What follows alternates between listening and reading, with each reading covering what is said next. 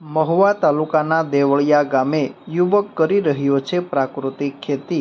હાલ મુખ્ય પાક તરીકે નારિયેળી અને મિશ્ર પાક તરીકે કપાસનું કર્યું છે વાવેતર।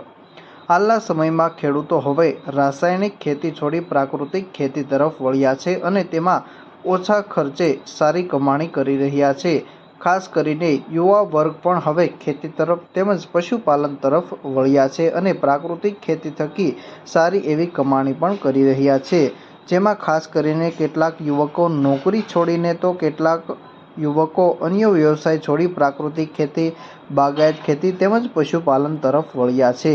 ભાવનગર જિલ્લાના મહુવા તાલુકાના દેવળિયા ગામે રહેતા યાદવ બળવંતભાઈ ખીમાભાઈ કે જેઓએ MSc સુધીનો અભ્યાસ કર્યો છે અને હાલ તેઓની ઉંમર 30 વર્ષની છે।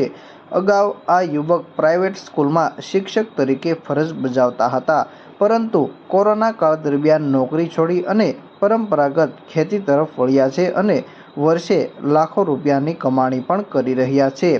આ યુવકે હાલ પોતાની જમીનમાં 4 વીઘામાં મિશ્ર પાકમાં મુખ્ય પાક તરીકે નારિયેળી અને કપાસનું વાવેતર કર્યું છે।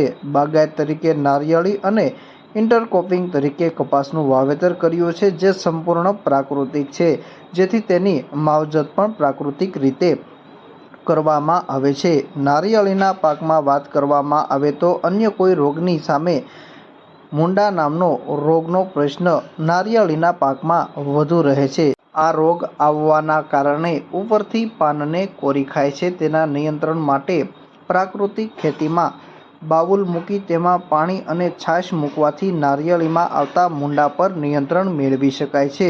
તેવી જ રીતે કપાસના વાવેતરમાં પણ રોગ ન આવે તે માટે બાયોકન્ટ્રોલનો ઉપયોગ કરવામાં આવે છે। બીવેરિયા સહિત પહેલેથી જમીનમાં આપી દેવામાં આવે છે, જેથી અન્ય જીવાતોનો ઉપદ્રવ થતો નથી, પરંતુ આમ કરવા છતાં પણ વધુ ઉપદ્રવ થાય તો માટી તેમજ લીમડાનો સ્પ્રે કરવામાં આવે છે।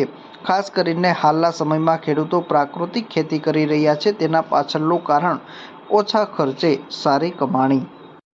મારું નામ યાદવ બળવંતભાઈ ખીમાભાઈ છે। મારું ગામ દેવળિયા છે, તાલુકો મહુવા, જિલ્લો ભાવનગર। આપણે મિશ્ર પાકમાં મુખ્ય પાક તરીકે નાળેરી છે અને વચ્ચે આપણે કપાસ કરેલો છે। બાગાયત તરીકે નાળેરી છે અને ઇન્ટરક્રોપિંગ તરીકે આપણે આ વર્ષે કપાસ કરેલો છે અને એની માવજત સંપૂર્ણ રીતે પ્રાકૃતિક રીતે જ કરવામાં આવે છે। નાળિયેરીમાં મોટાભાગે કોઈ એવો પ્રકારની જીવાત તો આવતી નથી, પણ પહેલાં જે વર્ષે રોગ હતો પણ આ વર્ષે નથી। ખાલી એક મૂંડાનો પ્રશ્ન આવે છે કે જે ઉપરથી પાનને કોરી ખાય છે। હવે સામાન્ય રીતે તો એને છે ને કે નીચે બાઉલ મૂકીને એમાં પાણી થોડીક છાશ ભરી ગયો ને તો એના જે મૂંડા હોય ને એ પાણીમાં પડી જાય છે।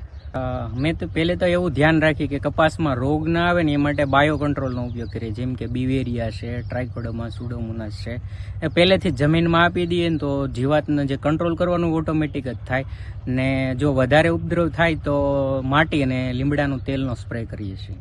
હવે પ્રાકૃતિક કરવાનું પાછળનું કારણ એક જ છે કે ખેડૂતોને અત્યારે છે ને ખર્ચો દર વર્ષે વધતો જાય ને ઉત્પાદન ઘટતું જાય છે, તો આપણે થોડુંક એવી ટ્રાય કરીએ કે થોડુંક ઉત્પાદન વધે ને એની સામે ખર્ચો છે એ ડબલ ઘટી જાય એ રીતે। આ વર્ષે આજે 1 જ વર્ષની નાળેરી થઈ છે અને 4 વર્ષ પછી ઉત્પાદન આવશે।